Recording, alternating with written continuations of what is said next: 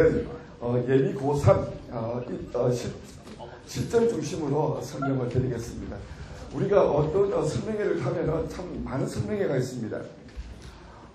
저도 제 스스로도 설명회를 갔다가 개입 설명회를 1년에 많이 다닐 때는 한 30회, 40회 정도 다닙니다. 그런데 가서 뭐 들을 얘기는 꼭 한 가지는 꼭 있어요. 저 같은 전문가가 가도 들을 얘기는 꼭 한 가지는 있더라. 그런데 듣고 나오면 다 알겠는데 그래서 어쩌란 말이지. 저는 그 느낌. 네. 그래서 제가 그 느낌을 아주 수십 번 느꼈습니다. 갈 때마다. 그래서 내가 하는 설명회는 그렇게 가서는 안 되겠다. 이 설명회를 마치고 나가는 그 시간에는 그래서 나는 이렇게 지원하는 것이 최선이겠다. 나는 어떤 하나의 결과물을 갖고 나갈 수 있도록 해드려야 되겠다. 오늘 거기에 초점을 맞췄습니다. 자, 처음부터 좀 세게 가겠습니다. 지원 전략부터 바로 가겠습니다. 그래서 우리가 수시모집과 정시모집 있죠. 네, 수시모집은 네 가지 있다는 거. 이거는 외우셔야 됩니다. 학생부 교과 전형, 학생부 종합 전형, 노술 전형, 특기자 전형 네 가지가 있더라. 이거 모르시면 안 됩니다. 이거는 반드시 아시고 넘어가셔야 되고요. 이거는 향후 이번에 정권이 바뀌고 새로 들어온 이름이고 제도이기 때문에 향후 5년간은 아마 안 바뀔 것이다. 네. 아마 정권이 바뀔 때까지는 아마 바뀌지 않을 것이다. 이렇게 보셔도 되겠습니다. 그리고 작년하고 비교했을 때 이름은 바뀌었는데 전문가가 보고 있으면 참 말장난 많이 했구나. 바뀐 거 거의 없습니다. 그런데 그 중에서도 찻잔 속에 태풍이 있습니다. 바로 그런 것들은 좀 바뀌었습니다. 아주 개인적으로는 바뀐 것들이 있습니다. 오늘 그런 것들을 살펴보도록 하겠습니다. 자, 먼저 학생부 교과 전형, 학생부 교과, 학생부 종합, 논술, 특기자. 자, 4개 전형 가운데서 학생부 교과 전형에서 우리는 무엇을 생각해야 되느냐. 바로 지금 여기서부터 모든 거 다 이 지원 전략까지 100% 다 내 피부로 와닿게끔 이해되는 것은 좀 무리입니다. 그래서 지금 핵심을 먼저 설명하고 하나하나씩 도표를 보면서 통계 자료를 보면서 왜 그런가 이렇게 증거 자료를 보면서 이해하도록 하겠습니다.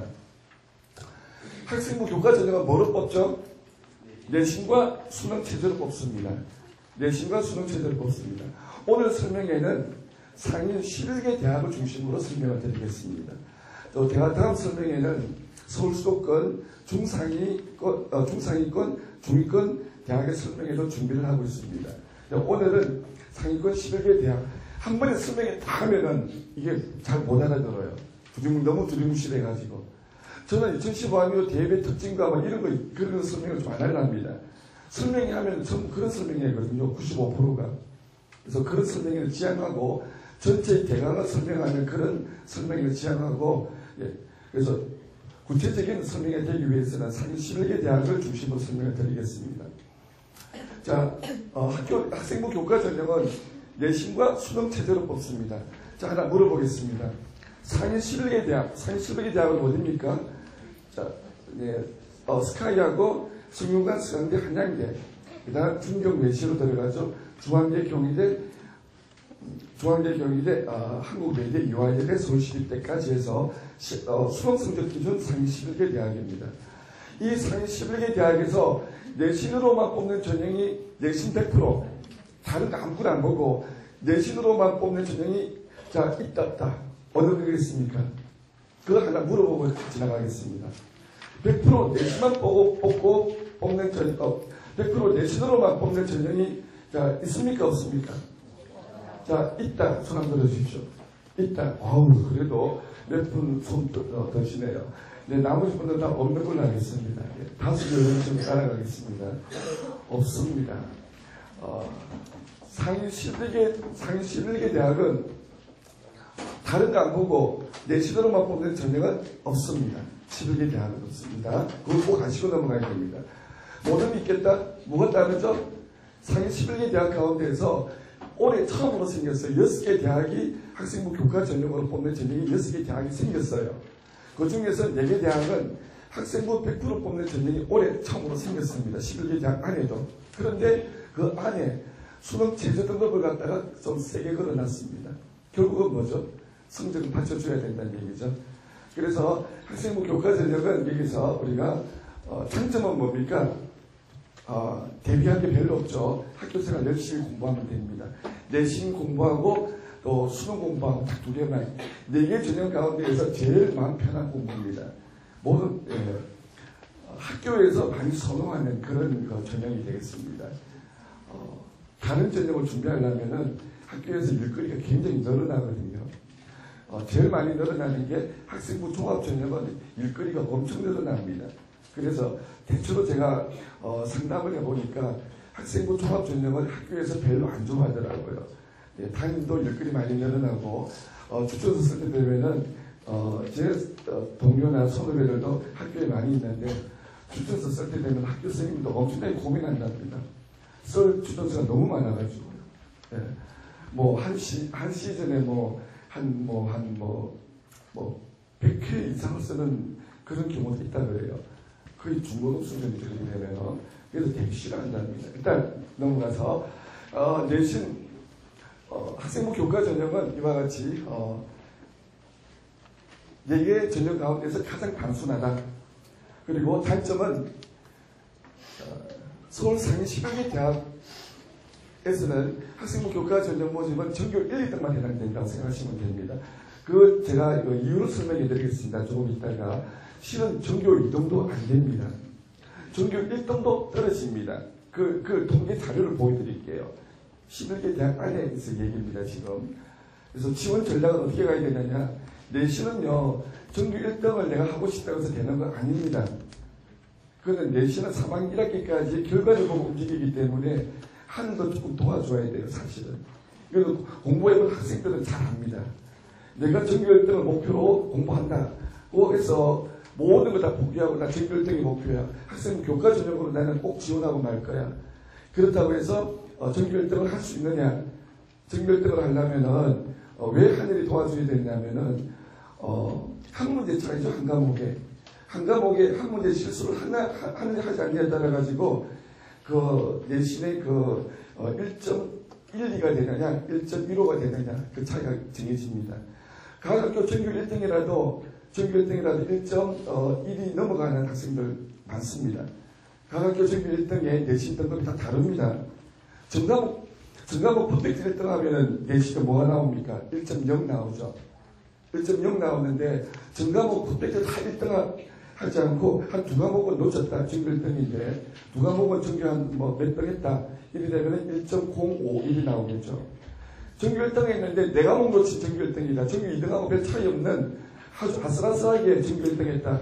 그런 학생은 전교 1등인데도 1.12, 1.13까지 나옵니다. 전교 1등인데도. 이렇게 숫자 들어가면 감이 안 잡히시는 어머님들 계세요. 이런 얘기를 기울이지 마시고요. 그래서 지원 전략은 3학년 1학기 내신 결과를 보고 움직이기 때문에 이거는 얘가 아주 최상위권 학생이라도 학생 교과 전형에 올인할 수 없는 거죠. 전교 1등만 해당되기 때문에 넘어가겠습니다. 그 다음 학생부 종합 전형 뭐로 뽑습니까? 입학사정관제 전형 이름이 바뀌었죠.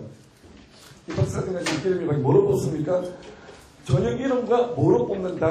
그 다음에 핵심이 뭐다. 이거는 짚으셔야 되겠죠. 그래야 나중에 지원 전략을 알 수가 있습니다.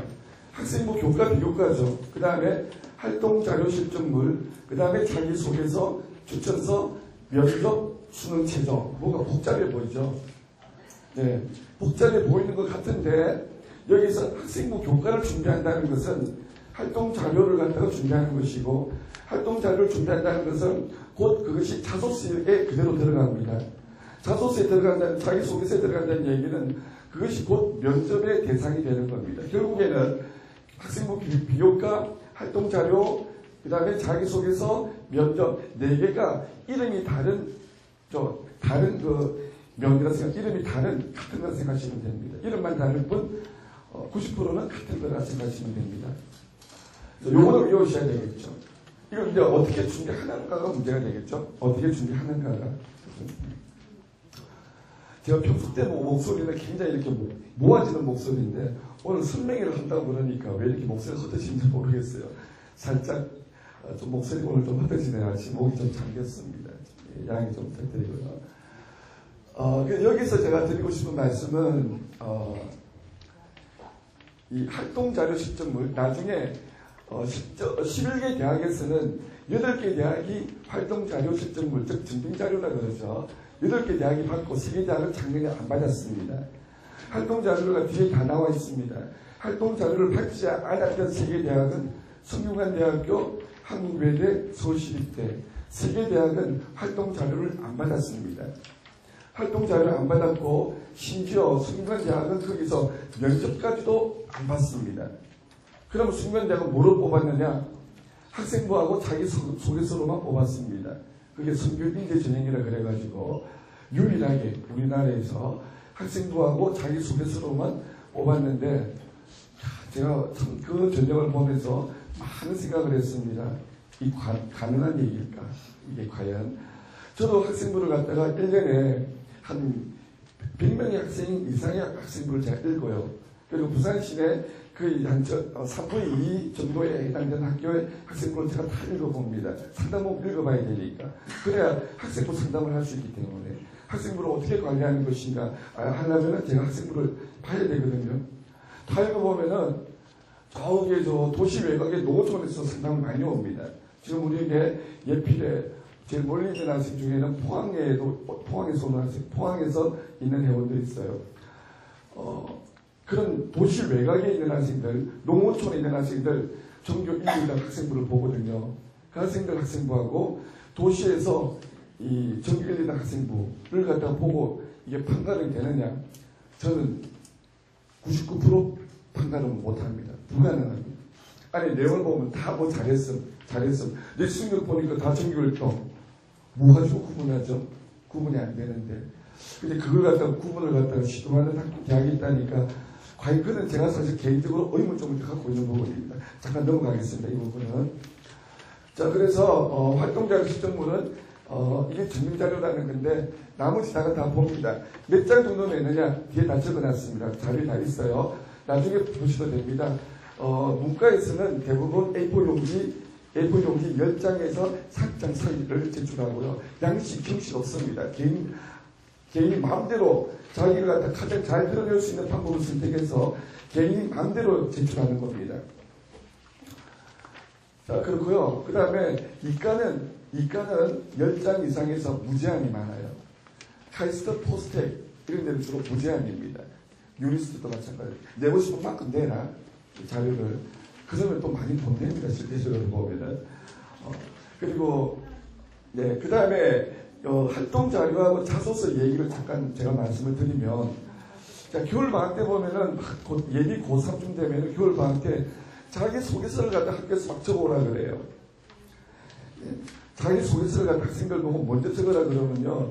그렇게 적힌 이 자기 소개서를 읽어보면 전부 다 거의 글짓기 수준입니다. 창작 수준이에요. 자기 소개서는 글짓기 창작이 아닙니다. 절대 아닙니다. 내게 있었던 과거를 갖다가 그대로 표현하는 사실적인 글입니다. 그리고 내 미래의 포부를 밝히는 글이 딱 2개뿐이에요. 과거와 미래. 그런데 그 과거를 갖다 적는데 학생들 보고 바로 처음부터 자기 소개서를 적어봐라. 자기 소개서 이론 100% 필요 없습니다. 면접하고요. 이론은 뭐 자기 소개서 어떻게 적는다? 이론이 별 필요 없고 안에 들어가야 될 내용의 요소는 있습니다. 핵심 요소 5가지는 있는데 그런 것들도 이론으로 해결되지 않습니다. 어떻게 자기 소개서는 들어가야 되느냐? 그 얘기만 먼저 말씀드리면 제일 먼저 활동자료 실적물 증빙자료를 본인이 정리를 해야 됩니다. 이 증빙자료를 갖다 본인이 딱 정리를 해보면 내가 이런 일을 했구나. 보통은 학교가 5건이에요. 5건 정리하면은 내가 고등학교 생활을 갖다가 2년 하면서 2년 반 동안 하면서 가장 중요하다고 생각되는 활동자료 5건을 딱 정리해보니 내가 정말 이런 활동을 할 때 내가 중요하다고 생각했고 본인도 그 당시에 준비를 하면서 어떤 느낌이었지는 것을 비상적으로 느꼈던 부분도 글로 쓰기 시작하면은 그때 내가 이런 감정이었지 이런 느낌이었지 이런 것들을 갖다가 본인이 글로 적어봐야 됩니다. 직접 그 과정을 하고 나서 자기소개서를 써야 돼요. 저는 이걸 해마다 느낍니다. 이 과정을 먼저 순서가 바뀌면은요, 학생들이 엄청나게 고생합니다. 또한, 면접을 갖다가 먼저 한번, 이 실전과 똑같은, 환경을 만들어서 이 시뮬레이션을 해보면 이것도 자기소개서 쓰는데 엄청나게 도움이 됩니다. 면접을 한 2, 3회 딱 해보면 자기 생각을 말로 표현을 해보는 거죠.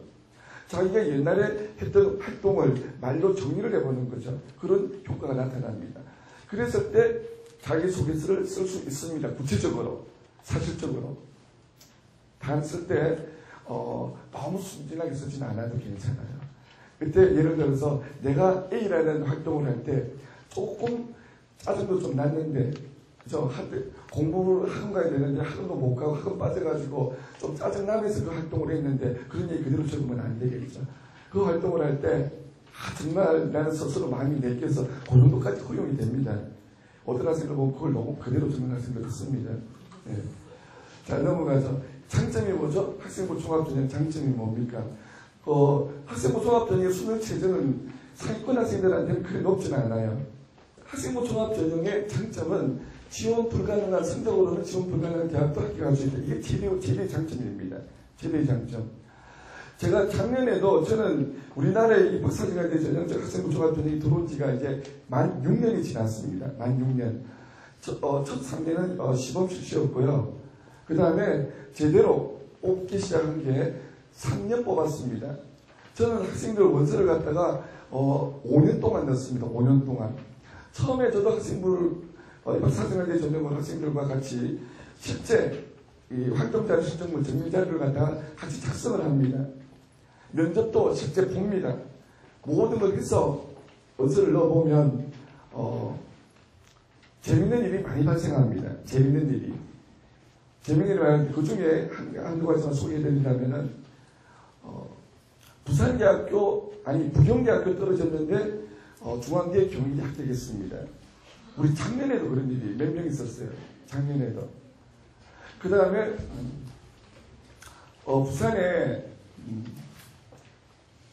부경대에 떨어졌는데 서울에 동덕대에 합격하는지 오늘 이 자리에 왔는지 모르겠네요. 예, 오늘 왔어. 제가 오라고 했는데 오늘 와서 실제로 이야기를 한번 들려줘봐라 이런 이야기했는데 그리고 서울대학교 한 학생이 성균관대로 떨어졌어요. 근데 서울대는 합격했고요. 그 다음에 뭐 그런 사례가 많습니다. 그러니까 이게 뭘 의미하냐면은 딱 순서가 아니다라는 거죠. 학생부 종합전형. 그런데 그게 특징이 있습니다. 100% 이것으로 뽑는다라는 것은 없더라고요. 제가 5년 동안 한 학생이 5일에 6기를 지원하기 때문에 제가 작년 한 해만 하더라도 입학사정학대 전형 학생부 종합전형으로 지원한 대학의 개수가 150개는 넘어요. 150개 전형은 됩니다.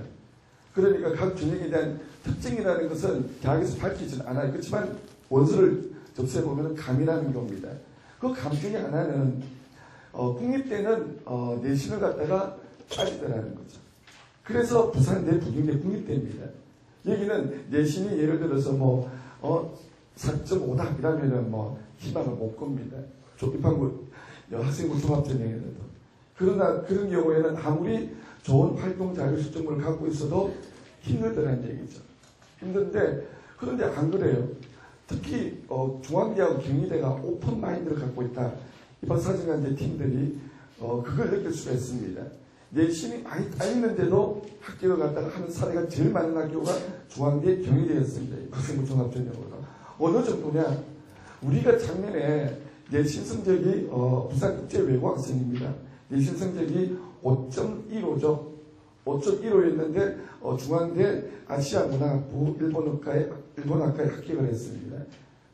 국제외고에서 난리 났죠. 그 학교에서 5등급 넘었으면은 인서울이 안 된다고 보고 있는데 실제로 그런 일이 일어났습니다. 근데 그 학생이 부산에 떨어졌어요.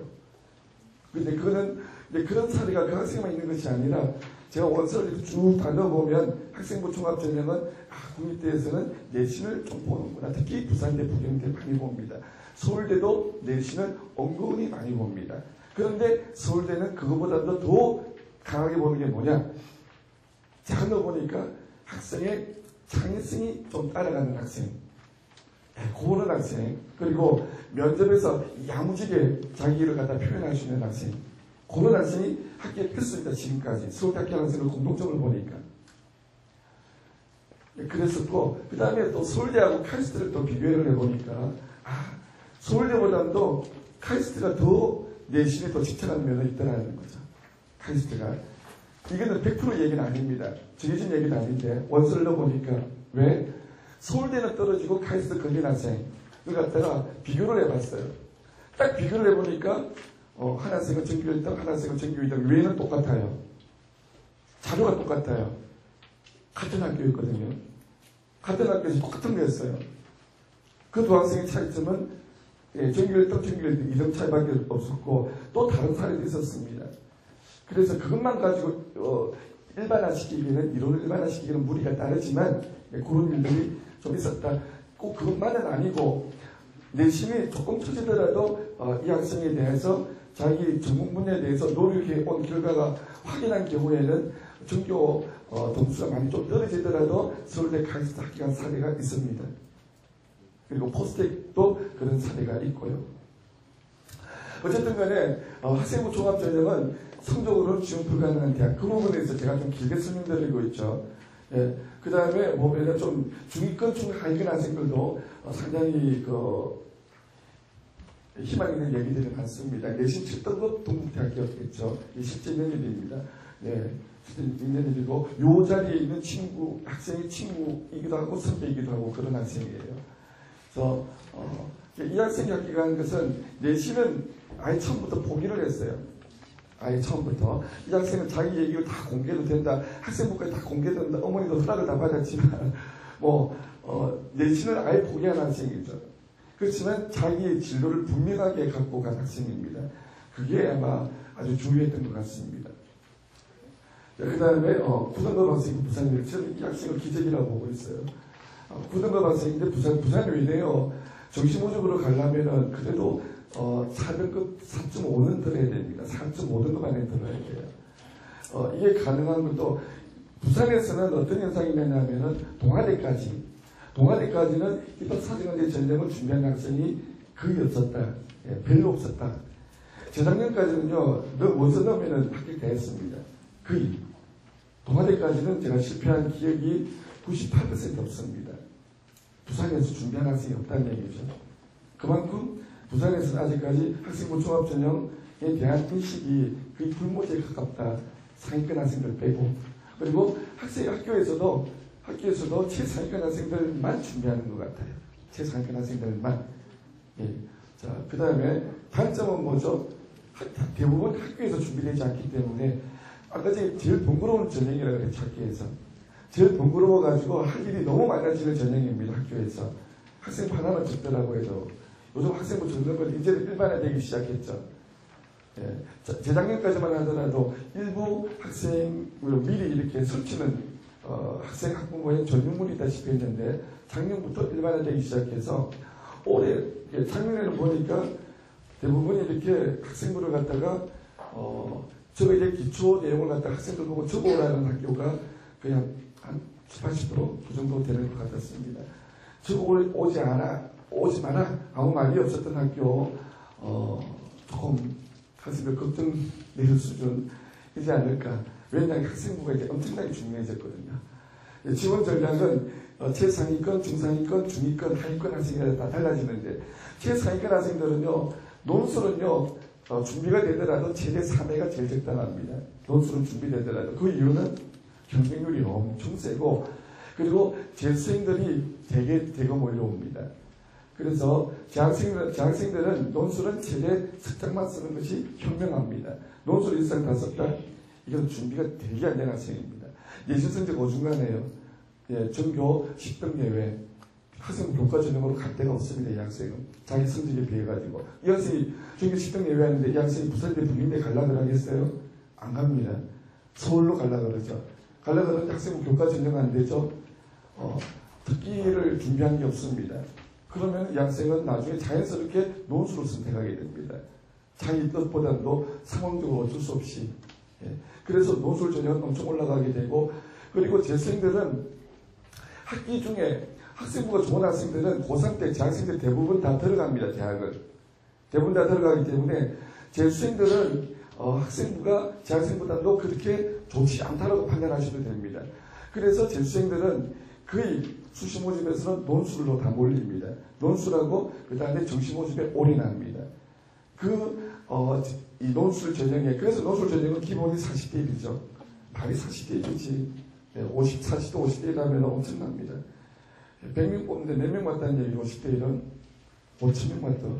그래서 논술 시험 치고 나오는 사진 쫙 보면은요, 무슨 엄청난 인원이 떼거리로 몰려내려오는 그런 장면이 펼쳐지죠. 논술 전형이죠. 논술은 논술 수능 제도 학생부 교과인데 학생부 교과의 영향력은 논술에서는 미미하다. 영향력은 30% 반영한다 하더라도 실제 반영 비율은 다 5% 미만입니다. 그래서 결정은 논술과 수능 체제에서 결정한다 생각하시면 됩니다. 논술과 수능 체제에서. 논술은 이과 논술과 문과 논술로 나눠볼 수가 있는데 이과 논술은 이변이 안 일어나죠. 이과 논술은 수리 논술은 수 1, 수 2, 그 다음에 적분과 통계, 기호와 벡터 다 끝나고 나서 그 다음에 복성 맞게 하고 그 다음에 논술 준비해야 됩니다. 그것도 안 하고 바로 논술 들어갈 수가 없고요. 그것도 해야만 들어갈 수 있으니까. 장점은 뭐죠? 이것도 논술도 수능 공부 연장수상에서 공부할 수가 있죠. 좀 단순합니다. 그 다음에 단점은 뭐죠? 다른 전형을 병행해서 하나 준비를 해야 됩니다. 특기자 전형하고 내가 학생부 교과 전형은 제 상권에서 잊어버리는 게 나아요. 실력이 대학에서 없으니까. 그러면은 학생부 종합 전형 아니면 특기자 전형 둘 중 하나를 준비를 해야 됩니다.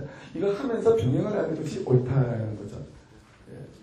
그래서 재학생들은 논술 전형으로 합격하는 경우가 상당히 드뭅니다. 참고로 말씀드리면 부산에서 인서울하는 학생이 보통 해마다 1,200명 내외쯤 됩니다.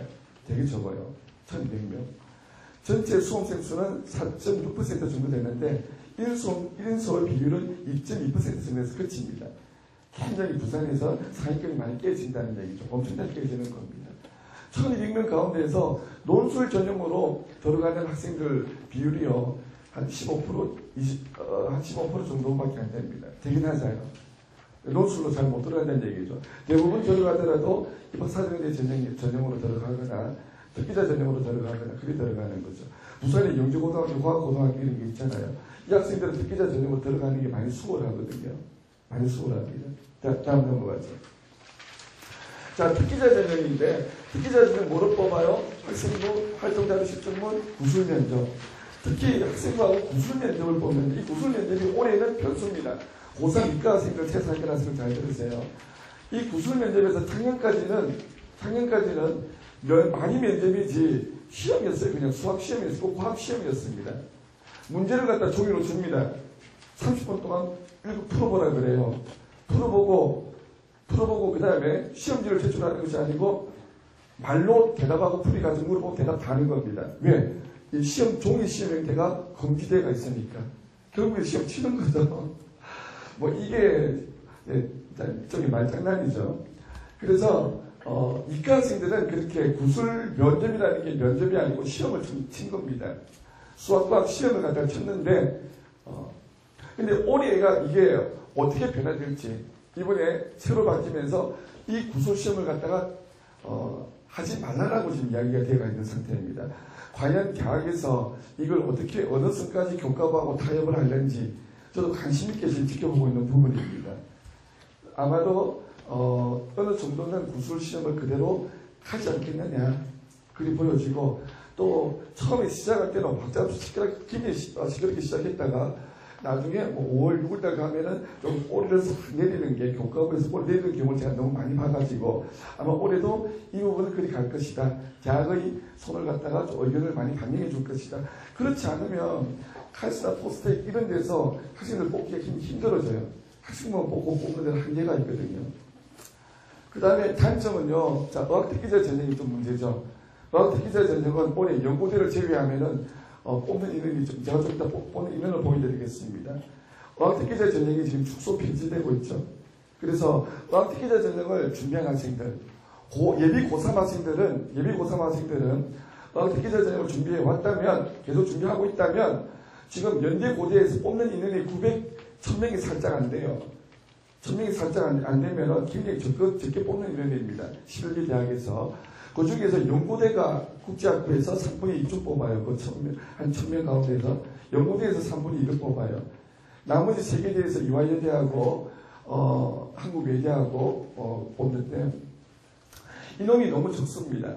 그래서, 예비 고3들은, 준비한 학생들은, 이 어학특기자 전형에 100% 올인하기는 오래 부담스럽죠. 준비하면서, 어학을 준비를 했으면은 학생부 종합전형 준비할 수 있습니다. 병행을 해야 됩니다. 두 가지가. 실제 어학특기자 전형으로 11개 대학이 늘 대학도 없어요. 총 5개 대학에서 뽑는데 늘 대학도 없습니다. 연고대 중에서 연대 하나 넣고 고대 하나 넣고 남학생들은 이화여대가 또 빠지니까 이화여대 남학생 지원 안 되는 거 아시죠? 제가 농담을 잘 못하는데 이런 말이라도 한마디. 그래서 어학특기자 전형은 조금 올해는 다른 전형하고 병행을 하세요. 그리고 예비 고1들은 예비 고2 이하들은요, 특기자 전형을, 상당히 부담스럽죠.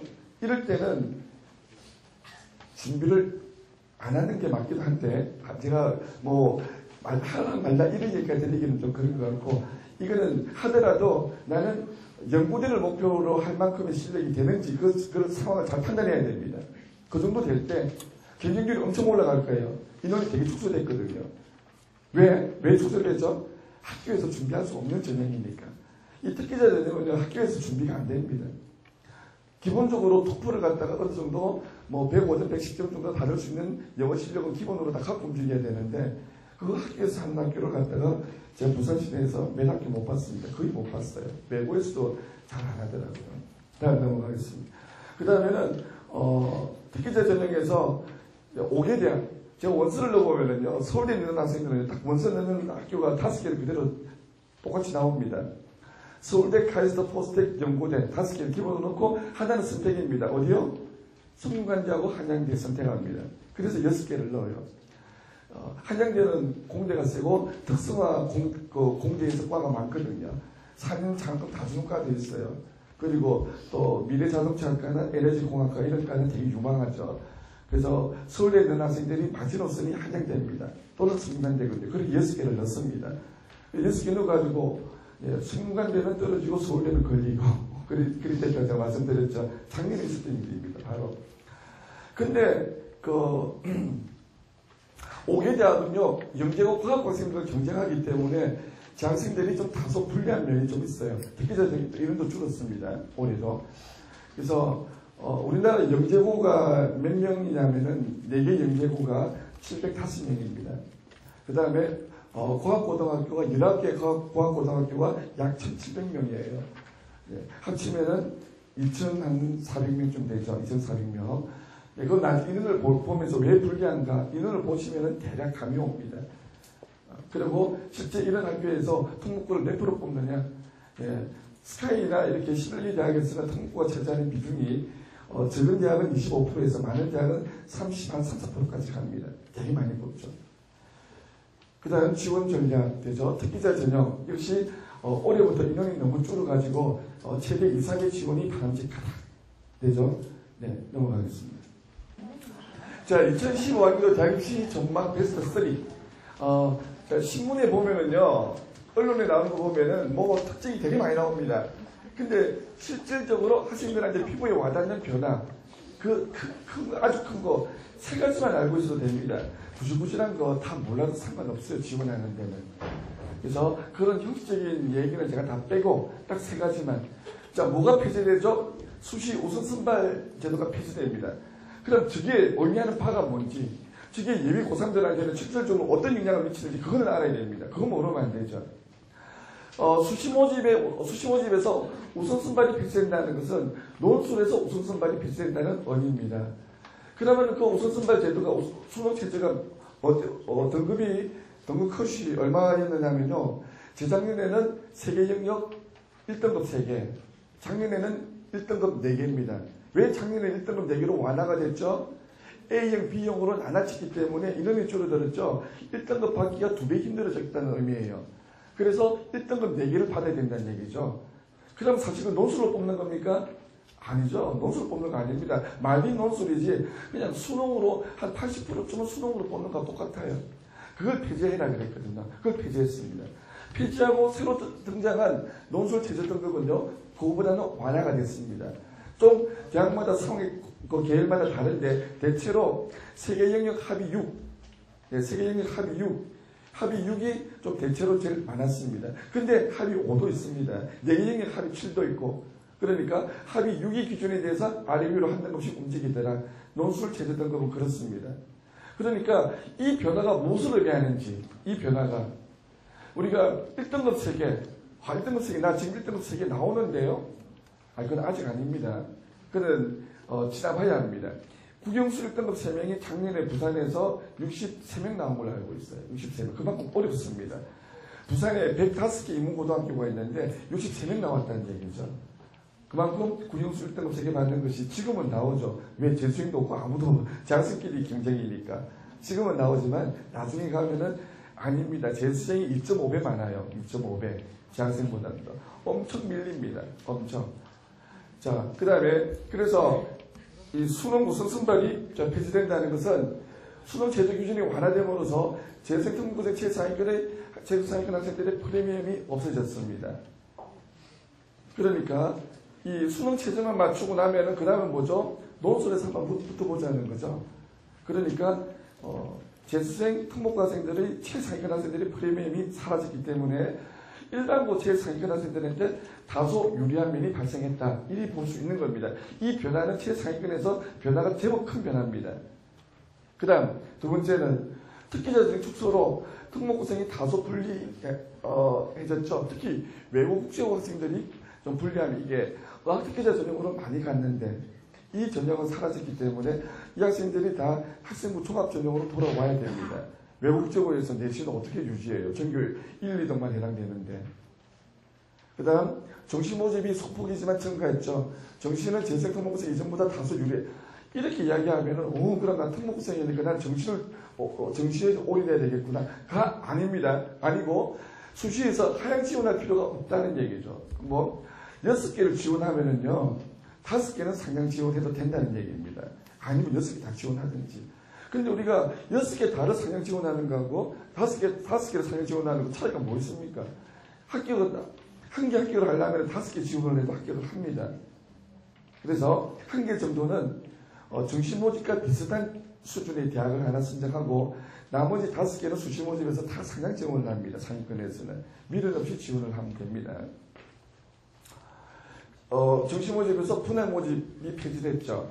예를 들어서 가나다학원 3분을 모집하는데 그 학원에서 경영학과 50명 뽑고 나학원에서 50명 뽑고 이렇게 못 뽑고 가든 나든 100명을 한 군에서 한꺼번에 뽑아야 된다는 얘기죠. 그게 무슨 의미하느냐.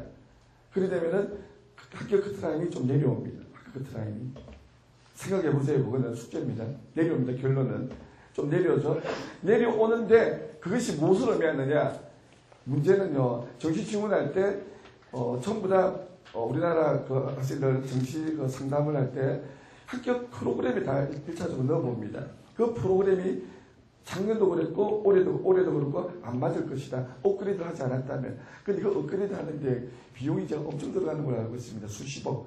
그 예산을 받침할 수 있는 대형 아니라면 그 프로그램이 업그레이드 되겠느냐. 라는 의구점을 갖고 있어요. 그래서 프로그램을 맹신하지만 합격 프로그램을 너무 맹신하면 안 됩니다. 또 내년 올해 달라지는 게 뭐죠? 영어가 AB가 사라지고 국어 AB는 그대로 남아있습니다. 이 프로그램이 그대로 남아있는 그 프로그램이 있을까? 그게 의문점이죠. 수작업해야 됩니다. 하나하나. 내가 갈 정시모집의 대학을 갖다가 작년에 뭐 했지? 본인이 다 홈페이지 들어가서 아니면은 수작업으로서 다 일일이 계산해야 돼. 계산. 원래 수작업이 더 정확합니다. 수작업이. 그걸 제가 말씀드리려고. 넘어가죠. 그 다음. 자, 요거는 그냥 보고 넘어가겠습니다. 서울의 중상위권, 서울의 수도권, 중위권 10개 대학이고, 그 다음 넘어가죠.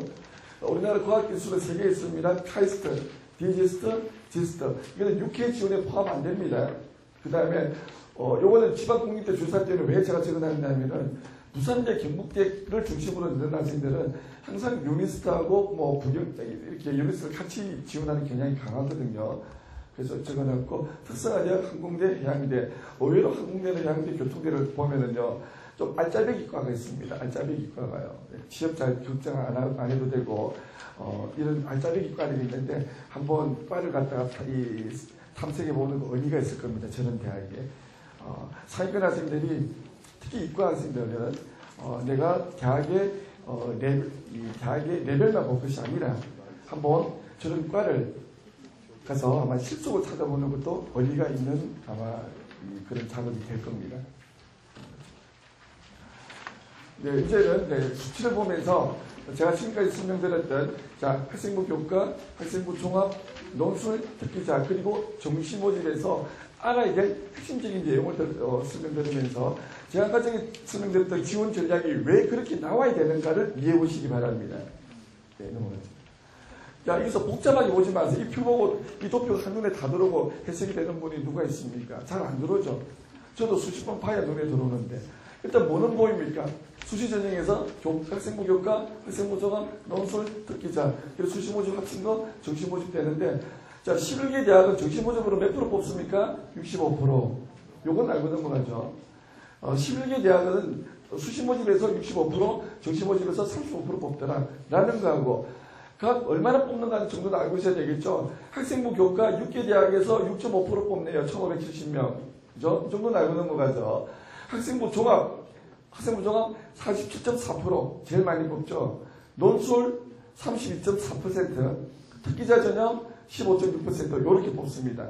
그죠? 그러니까 학생부 종합, 논술, 그 다음에 특기자, 학생부 교과 이 순서가 되는 거죠. 그런데 사실상은 학생부 종합, 논술로 거의 대별됩니다. 두 개로 대별요. 올해 특기자 전형이 줄어들어가지고 해당 사항이 별로 안 나올 겁니다. 올해는요. 그걸 살펴보도록 하죠. 도표 해석하는 방법. 학생부 종합 전형 입학 사정과제 비율이 증가했다는 거죠.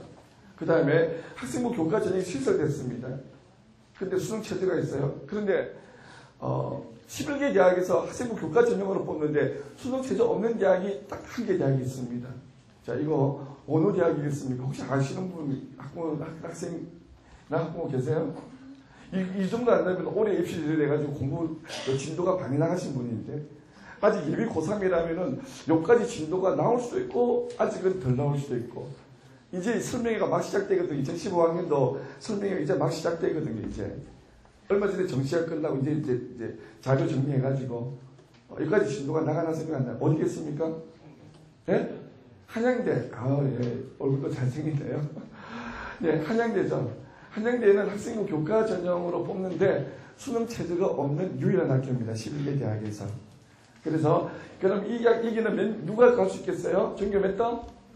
나중에 숫자를 보세요. 전교 1등만 갈 수 있어요. 전교 1등도 떨어집니다. 왜? 이런 전형은요, 도시 외곽이나 농어촌 지역에서 전교 1등을 하는 학생들, 수능 체제 없죠. 그 학생들은 수능 체제 넣으면 다 걸립니다. 제가 작년에 우리 역에 예필에 다녔던 학생들, 제가 키워했던 학생들 보면은 양산에 있는 학생이 전교 1등인데 수능 평균 등급이 4등급이에요. 김해인데 전교 1등이 수능 평균이 3.5등급이었습니다. 그래서 도시 외곽이나 농어촌에서는 전교 1등이 수능 평균이 3등급에서 4등급 사이가 나옵니다. 근데 그 학생들은 체저를 걸면 다 떨어집니다.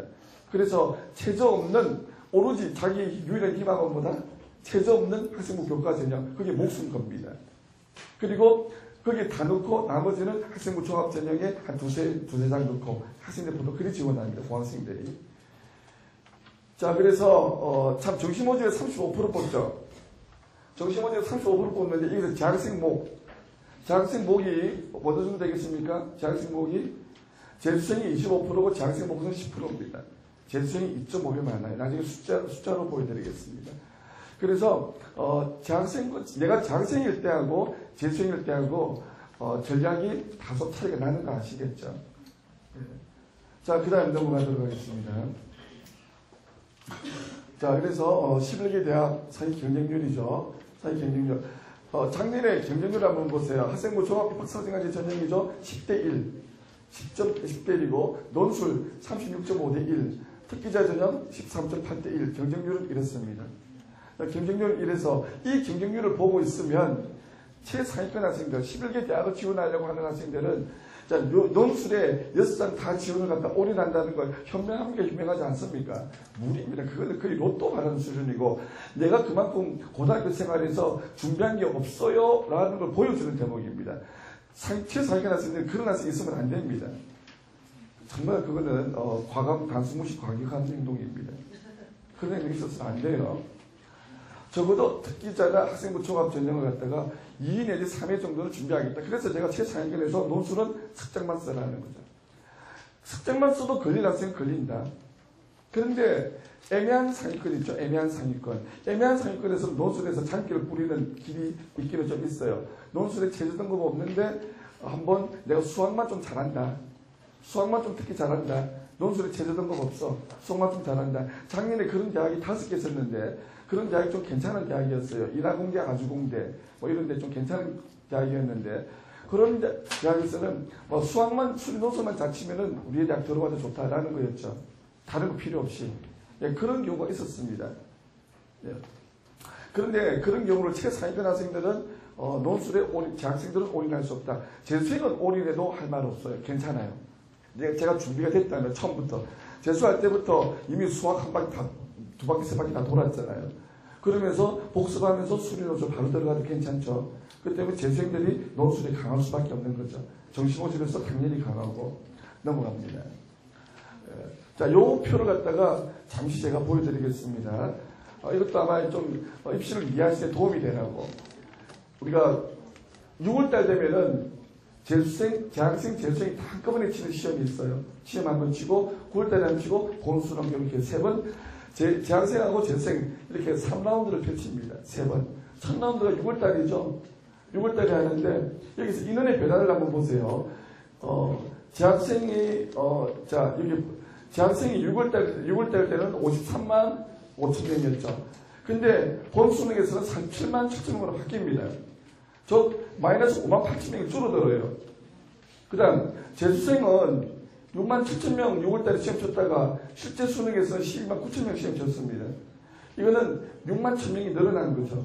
자, 이 도표를 해석할 줄 알아야 됩니다. 이 도표를 이해하는 것은 중요합니다. 이 수치를 이해하는 것은. 왜 그렇죠? 왜 재학생이 6월달에 비해서 본수능에서 이렇게 5만 8천 명이 줄어들었을까요? 뭐죠? 바로 특성화고 학생이나 이런 학생들이 취업을 해서 나간 겁니다. 나가서 다시 쉽게 말씀드리자면은 다른 공부 좀 한다라고 제가 본인이 생각한다면은 내 밑으로 6만 명이 빠진다는 얘기죠. 본수능 칠 때는 나도 모르게. 그런데 나도 모르게 또 누가 들어오죠? 1학년 1학기 때까지만 대학을 다니고 나는 연대 다니고 있는데 좀 마음에 안 들어. 난 서울대 갈 거야. 그런 학생들이요. 제일 안 좋은 학생들이죠. 그런 학생들이 무려 6만 1,000명이나 들어옵니다. 그러니까 내 밑으로 6만 명이 빠지고 얘하고 동급 비교는 얘 위로 6만 명이 들어오는 거죠. 그래서 실제 수능 성적표를 받아보면은요. 등급이 상당히 대부분 다 밀립니다. 대부분 다. 상위권. 그 이유가 여기 있습니다. 여기 있는 겁니다. 그죠? 상대평가니까. 그러니까 요거 알아두실 필요가 있고요. 요 표에 쓰는 이것만 해석할 수 있으면 됩니다. 그죠? 그 다음 넘어가죠. 그러면 요 자기표 잘 봐야 됩니다. 자, 저기 재학생들 이거 보니까 그러면 현재 내가 받고 있는 모의고사 점수가 실제 재수생이 들어왔을 때 내가 어느 정도 될까 이걸 알 필요가 있겠죠. 이걸 갖다가 계산을 해봤더니 지금 이제 1등급은 97.56, 정도를 받아야 1등급이라는 거죠. 원래 1등급은 96%잖아요. 100분위가 96%가 1등급인데 그런데 96%가 아니죠. 실제 내가 97.5는 받고 있어야 그게 1등급 데드라인이라는 겁니다. 2등급 데드라인은 어디죠? 2등급 데드라인은 약 93% 나오죠. 93% 나옵니다. 2등급 데드라인이 93%죠. 내가 100분위가 4개 평균 100분위가 93% 나오면은 상위 11개 대학 제일 끝머리 겨우 들어갑니다. 상위 11개 대학 제일 끝머리 수준이에요. 자, 그러면 본인들 다 계산해줘요, 학생들. 하지를 계산하니까 지금 이제 내가 뭐 95% 나오고 어떤 거는 97% 나오고 하는 것들이 다 97% 나와도 1등급이 현재로서는 아닌 겁니다. 그래서 본인 소리 계산을 할 수 있어요.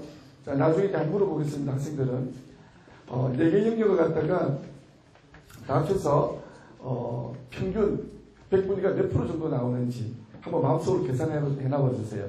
그러면은 정시모집에서 합격 가능한 이 100분위하고 표준 점수를 갖다가 정리를 해놨습니다. 한번 보면은 아마 도움이 될 거예요. 전 넘어가죠. 자, 학생부 교과 이제 좀 빨리빨리 넘어가겠습니다. 학생부 교과 6.8% 모집합니다. 넘어가죠. 네. 그 다음에 자, 이거는 한번 볼 필요가 있겠죠. 학생부 교과 100% 선발하는 대학 올해 처음으로 생겼습니다. 처음으로 연세대 960명, 한양대 340, 중앙대, 한국외대 4개 대학에서 학생부 교과 전형이 올해 처음으로 신설됐습니다. 그런데 여기서 재밌는 게 있죠. 한양대가 수능체제 등급이 없죠. 한양대가. 그런데 4개 전형을 다 합치니까 몇 명이죠? 987명. 자, 987이라는 숫자를 의미하는 걸 이해할 수 있어야 돼요. 해석을 할 수 있어야 되겠죠.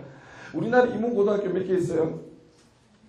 1804개 있습니다. 1804개. 자, 1804개면 전교 1등 몇 명? 1804명. 자, 이 몇 명이죠? 987명. 자, 전교 1등도 떨어질 수 있다. 근데 전교 1등이 다 학생부 교과 전형 오는 거 아니죠? 전교 1등은 학생부 교과 전형에 여기서 전교 1등이 학생부 교과 전형 간다면 연세대 하나 넣겠네. 나머지는 고민하겠죠. 도시적에서 전교 1등 하는데 한양대, 중앙대, 외대를 갖다가 학생부 교과 전형으로 넣기보다는 더 다른 전형으로 넣는 게 훨씬 더 유리한 상황이에요. 그래서 실제적으로는 전교 한 2등 정도까지는 허용이 될 수 있다. 실질적으로는. 자, 이거는 제 경험으로 보니까 1.3이 한양대 떨어지더라는 거죠. 문과이과 다 작년에 그랬습니다. 작년에 1.3이 우리가 재작년에는 1.3을 한양대 학생부 교과 전형 넣어가지고 합격을 했어요. 그래서 작년에도 1.3이면 고민하다가 좀 5만 대 전화 다 해보고 입학처에 전화 다 해보고 5만 자를 수집한 결과 걸릴 확률 50% 떨어질 확률 50%. 어떡할래? 하나만 넣어보겠습니다. 학생부 교과 전형으로. 넣어보자. 작년에 떨어졌어. 1.3이. 예. 그래서 한양대가 1.3이 작년에 떨어졌다. 이게 하나 기준이 돼도 괜찮아요. 넘어가죠. 학생부 교과 전형 서울의 11개, 14개 대학에서 학생부 교과 전형 비중 100%로 뽑습니다. 넘어가죠. 그 14개 대학이 바로 요런 대학들입니다. 11개 대학에는 없죠. 이거는 서울의 중위권, 중상위권 대학들입니다. 표에 다 있습니다. 보시면 되겠고. 네. 그 다음에 아까 전에 나왔죠. 네. 학생부 교과 재학생들 내가 지금 현재 받고 있는 등급이 실제 수능에서 얼마나 내가 등급을 100분위를 받을 수 있을 것인가 한번 보세요. 1등급은 97.5가 되드라인입니다. 2등급은 93%라 생각하시면 되겠죠. 그렇게 생각하셔야 됩니다. 2등급이 89% 아닙니다. 네, 넘어가죠. 그 다음에 학생부 종합 선발 비율. 자, 수치가 나왔죠. 47.4 넘어가고. 네. 그 다음에 수능 최저. 이 복잡하게 지금 다 보실 거 없어요. 뭐만 딱 보입니까? 중간에 없음이 좀 뚫려가 있죠? 없음. 자, 학생부 종합전형에서 수능 최저 등급 없는 학교, 서강대, 한양대, 중앙대, 경희대, 한국외대, 서울시립대 그렇네요. 승강대는 반은 있고 반은 없고 그렇죠. 있는 대학은 주로 어떻습니까? 약합니다. 논술보다는 약하다고 보시면 되죠. 얼마만큼 약하죠? 서울대가 조금 세죠. 서울대가 이번에 좀 강화됐습니다. 그 표에 그 엑셀로 뽑아 출력을 하다가 좀 잘렸어요. 적어주셔도 되죠. 서울대가 세계 영역 이상 2등급이 됩니다.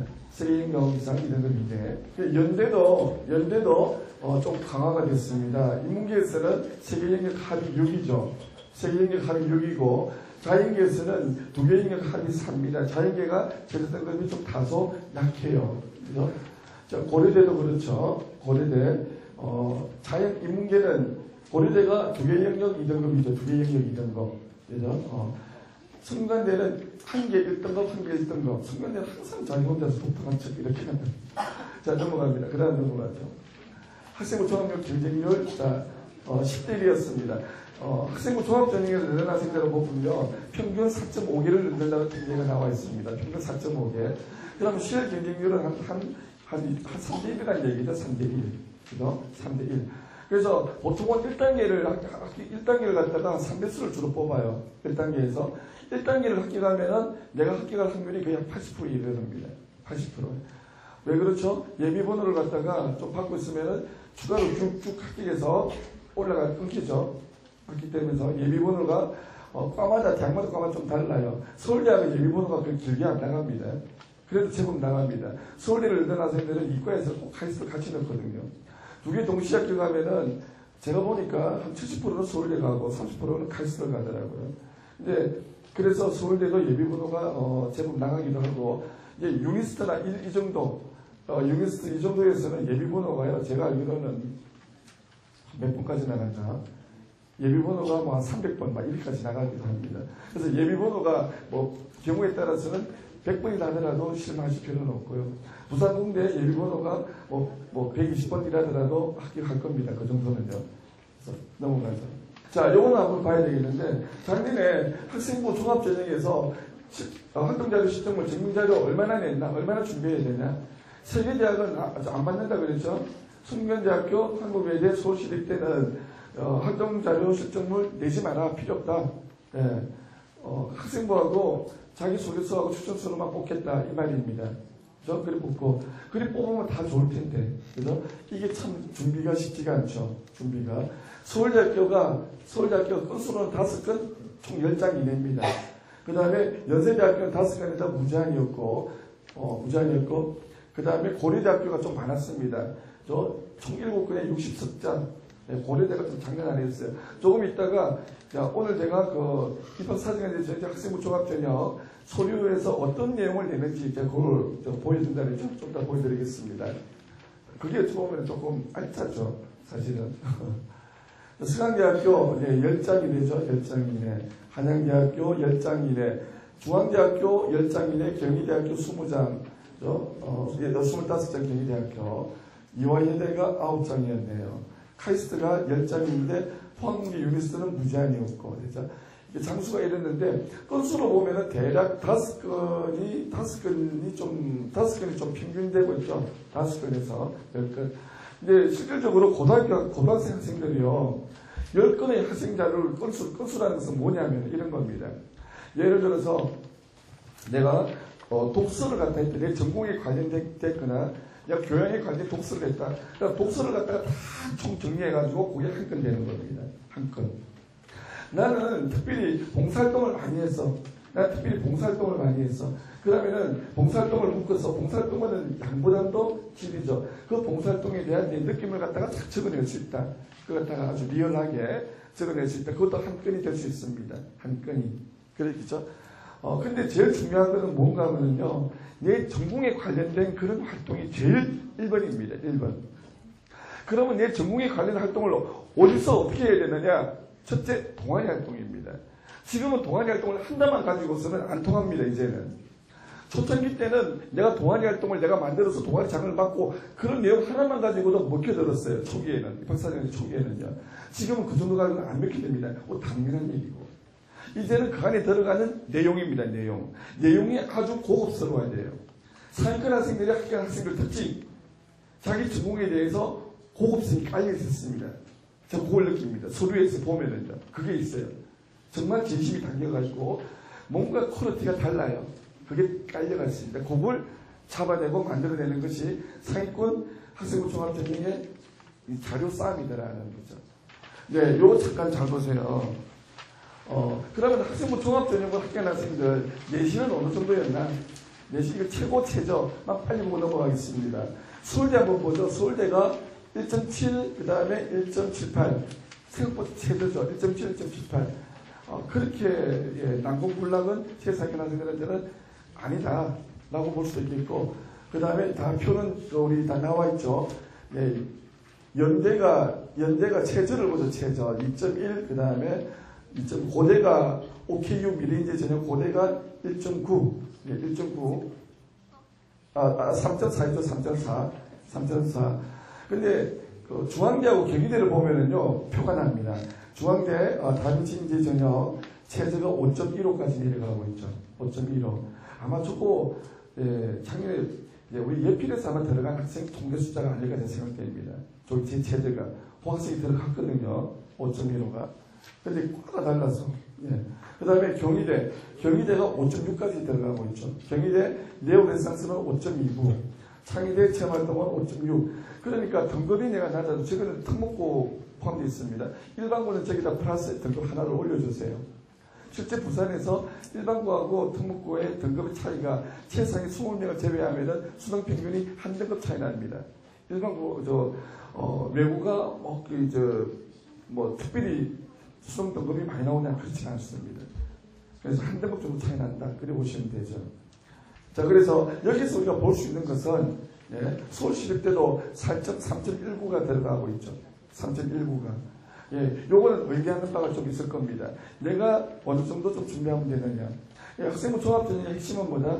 내신은 내가 상향 그래프를 그리는 것도 중요하다. 상향 그래프.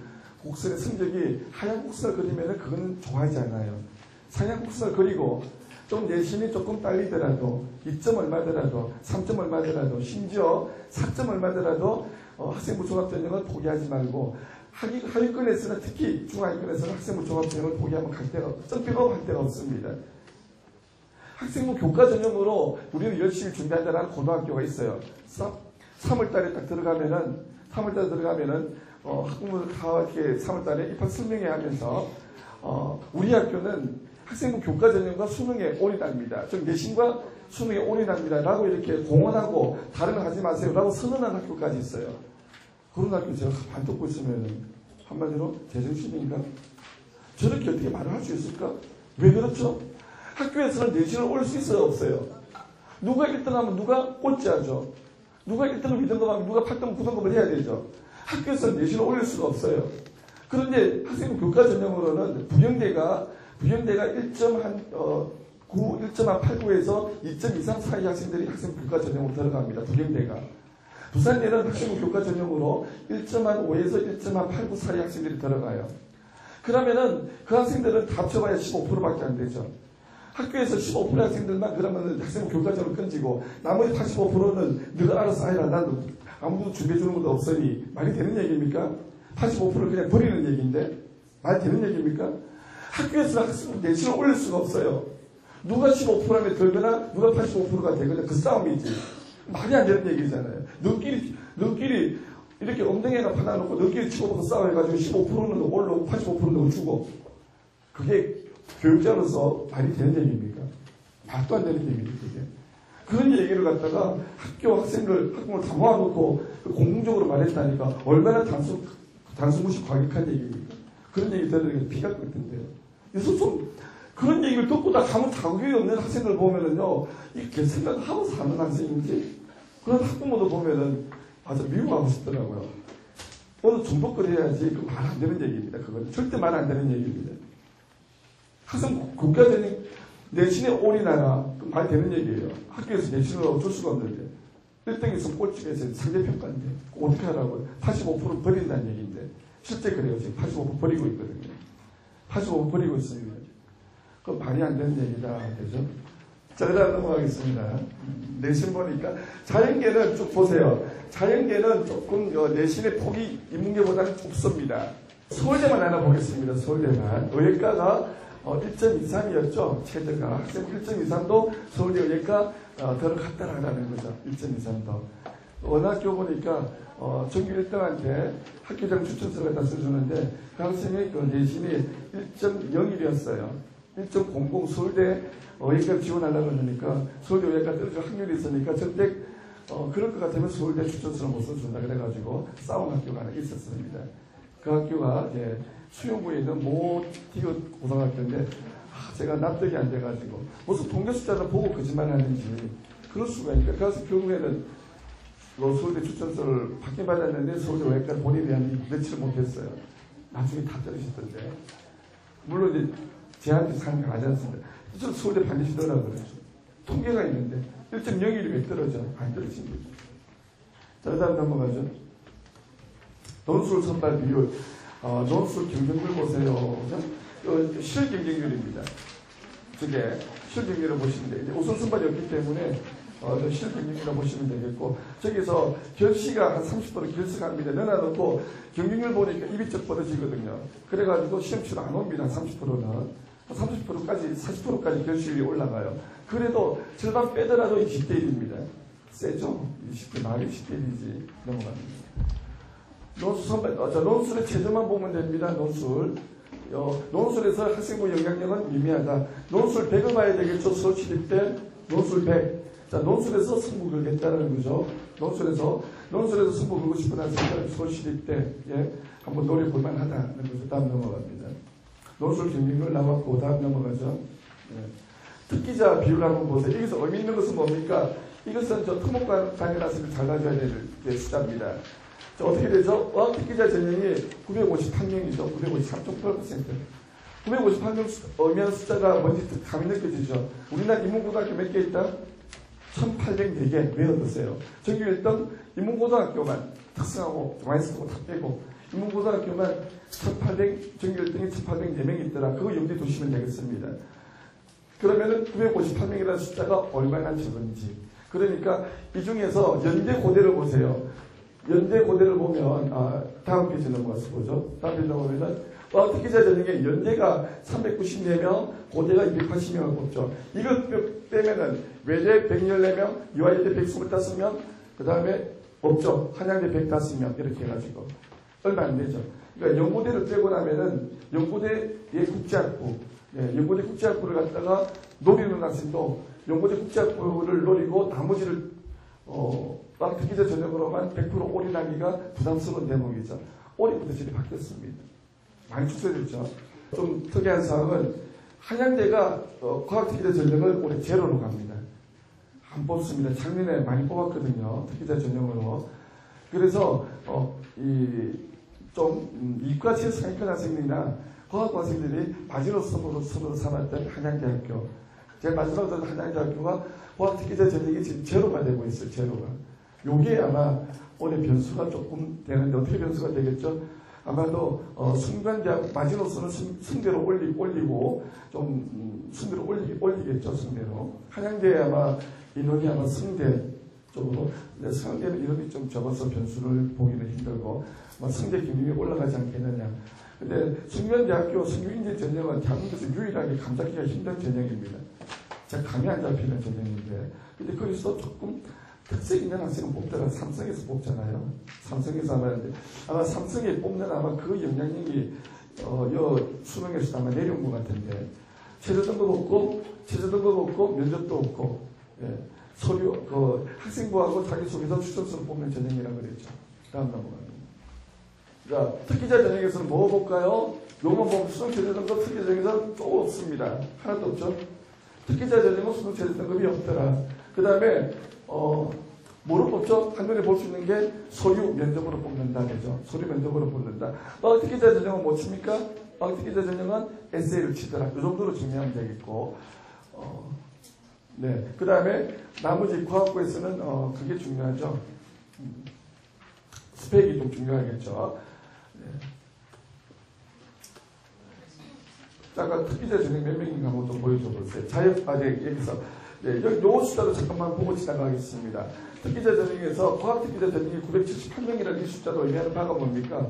아까 지금 11개 과학고등학교 정원이 몇 명이죠? 1700명.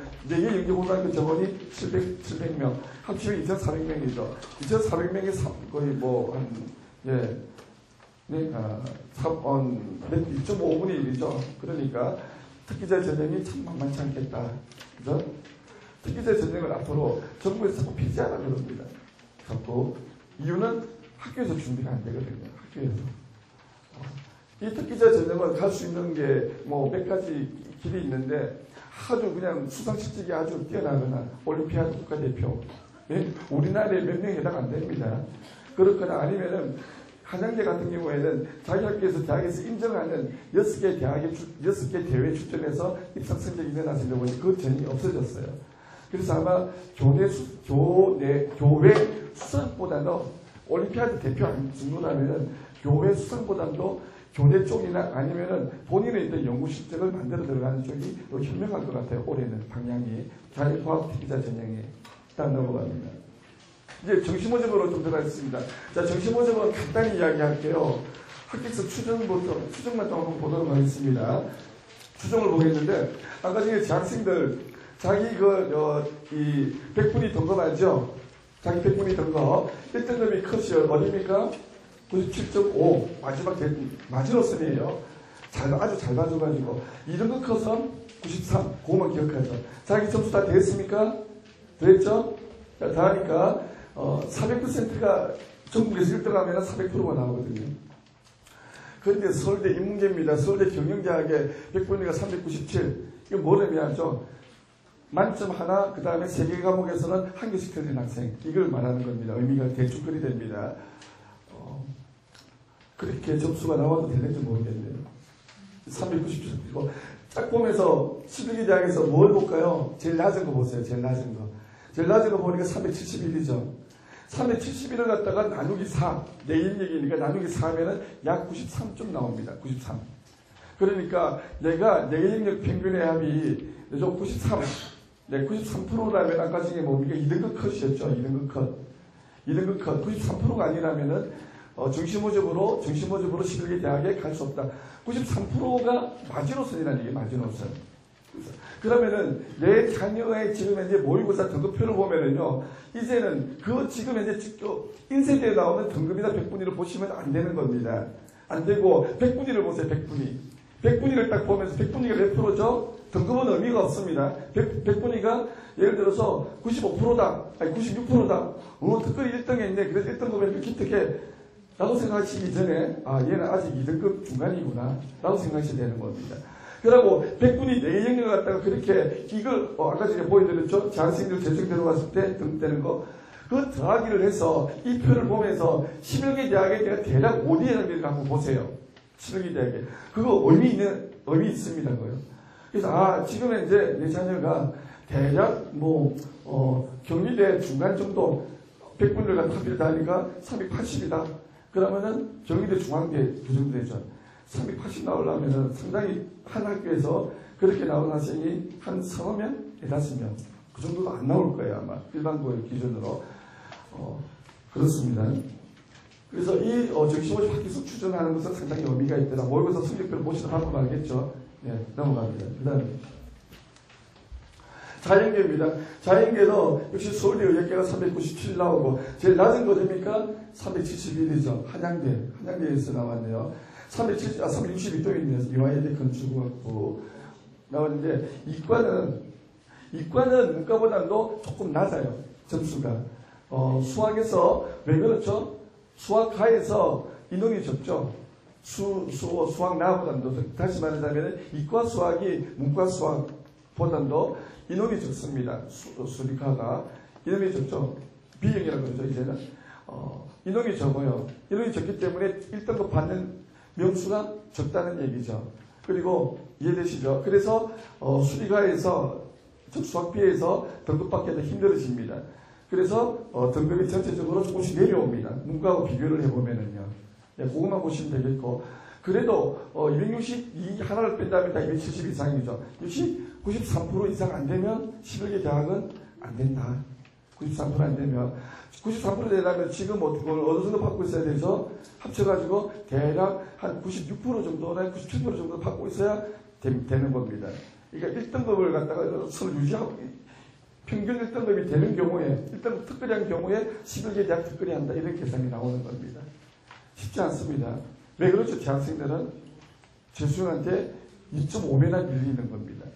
35% 정원 가운데서 10%밖에 재학생 목이 아니에요. 재학생 몫이. 그 재학생일 때는 학생부 전형에 도전해볼 필요가 있는 거죠. 재수생은 학생부 전형에 상대적으로 피하니까. 왜? 학생부 좋은 학생들은 재학생에 대부분 다 들어갑니다. 다. 재수하는 학생들은요, 학생부에 뭔가 이렇게 벨로인 학생이 많아요. 대부분. 고등학교 때 아무 생각 없이 바로 재수하는 학생들도 있긴 있던데. 넘어가죠. 자, 이거 넘어가게. 아까 보셨죠? 넘어가고. 요거는 이제 이거 과목별로 재수생이 얼마나 차지하고 있는가 보면 되겠습니다. 1등급, 2등급의 비율이 거의 상당히 높아요. 그다음 넘어가죠. 자, 여기는 계속 넘어가겠습니다. 자, 요거 아까 좀 보셨죠? 자, 그 다음에, 이제, 들어가겠습니다. 자, 이번 사진가 이제 합격 사례에 들어가겠죠? 이번 사진 합격 사례에서는 다른 게 아니고, 제가 뭘 보여드리면 되겠습니까? 아까 전에 내신 등급은 대략 보셨죠? 입학 학생부 종합전형으로 들어가는 학생들의 내신 전형은 대략 보셨죠? 내신이 중앙계 경희대가 제일 조금 내신을 갖다가 완만하게 잘 가졌죠, 그죠? 5점 몇 등까지 들어갔으니까, 희망을 갖는 학생들이 상당히 많이 있겠다, 이 자리에서, 그죠? 5점 얼마까지 들어갔으니까, 실질적으로 우리가 해보면은 3점 얼마에서는 상당히, 들어가는 사례가 지금 제법 나옵니다. 경희대 중앙대생까지는. 자, 이번 사례가 학사에 들어가죠? 넘어가겠습니다. 다음 넘어가죠? 자, 이 학생들을 갖다 제가 한번 쭉 적어놨는데, 물론, 자, 요런, 우리 그 자료에도 나와 있죠. 자료에도 나와 있는데, 여기에 있는 학생들이 좀 몇 학생들이 다 왔습니다. 오늘 자리에. 와서, 자, 물론 허락을 좀 다 받았습니다. 넘어가죠. 여기서 자, 한번 보겠습니다. 이 학생은 아까 중에, 중앙대, 아시아문화학부 1분학과에, 입학사정대 전형으로 합격한 학생입니다. 학교는, 내신 등급은 5.15였습니다. 5.15였고, 무엇을 준비했나? 일본어 가지고 듣습니까? 일본어, 동아리, 봉사, 독서도로, 예체능. 별거 있습니까? 없죠, 별거. 그런데 중요한 거는 뭐다? 사안이 들어있는 내용의 퀄리티입니다. 퀄리티. 요 사진을 좀 참고해 주세요. 요거는요. 개인의 그것도 있고. 네네. 예. 요거는 그래서 안에 들어가는 내용의 퀄리티가 중요하다는 거죠. 네, 조금 있다가 이게 학교한 학생들 한번 이야기를 들어보겠습니다. 그렇죠. 그 다음에 넘어가죠. 자, 요거는 글자가 좀 작아서 우리 그 자료가 보이는가 모르겠는데 고려대학교로 들어가는 학생인데 오키유 미래지역에 1차 합격한 학생입니다. 물론 고려대를 안 갔습니다. 안 가고 다른 연대를 갔습니다. 이 학생인데 이 학생들을 보면은 과학 동아리 활동, 수학 동아리 활동, 그 다음에 과학 탐구 활동, 그 다음에 이 학생은 좀 특이한 게 등산을 좋아해서 아버지가 등산을 많이 다니고 그 다음에 그것도 하나의 스펙으로 만든 겁니다. 등산을 많이 다니고 해서 등산을 갖다가 뒷동산 다니는 게 아니고 히말라야 이런데 이제 극한 체험을 갖다 하고 이런 등산이에요. 뒷동산도 우리나라는 몇 년 동안 집에 전 가족이 우리는 주기적으로 뒷동산 열심히 다닌다 될 수 있습니다. 자료 만들 수 있습니다. 그런 것도 뭐가 보여지죠? 가족의 건강성. 이 학생의 건강성 느껴질 수 있는 대목이에요. 음악을 많이 듣는다, 책을 많이 읽는다. 얼마든지 자료를 만들 수 있습니다. 중요한 것은 안에 내용의 퀄리티를 어떻게 만들어내느냐, 내 스토리라인을 어떻게 만들어내느냐, 거기에 딸려가 있는 거지. 종류는 되게 무궁무진하게 많아요. 자, 그 다음 넘어가죠. 자, 이 학생은 10건을 준비해야 되는 학생이었네요. 10건을 스타디 그룹인 거, 과학 동아리, 수학 동아리, 봉사, 그 다음에 장학 점수 받은 것도 이렇게 하나 제출을 했습니다. 그 다음에 교육청에서 수업 받은 것도 제출했고, 네, 그렇죠. 네, 요런 것도 다 제출하는 겁니다. 그렇게 특별한 것은 안 보이죠. 네. 자, 그 다음 넘어갑니다. 이 학생은, 아까 전에 제가 말씀드렸듯이 보면은, 앞으로 제가 좀 언급을 자주 하게 된 학생이긴 한데, 전설의 학생이죠. 내신 등급이 상당히 안 좋아요. 내신 등급이 무려, 학년만 좀 다른데, 10등급도 왔다 갔다 하고, 이런 학생인데, 결국은 동국대 들어갔죠. 이름을 밝혀도 된다고 해서 제가 이 학생만큼 이름을 지우지 않았습니다. 본인도 어머님도 이름을 밝혀도 아무 상관없다 그러더라고요. 이 학생은 꿈이 앞으로 상담사가 제 꿈입니다. 그래서 상담에 관련된 활동을 갖다가 참 준비를 많이 해가왔고요. 그래서 이런 내용들, 네. 다음 넘어갑니다. 네. 교육 현장 이야기에서, 토론했던 것들, 그 다음 본인이 설문지 조사했던 것들, 이런 것들 갖다가 다 자료화 시킬 수 있었다는 거죠. 다음 넘어가죠. 봉사활동 이렇게 있다는 거죠. 봉사활동 했고, 네, 여기서, 네, 성무 경력 증명서,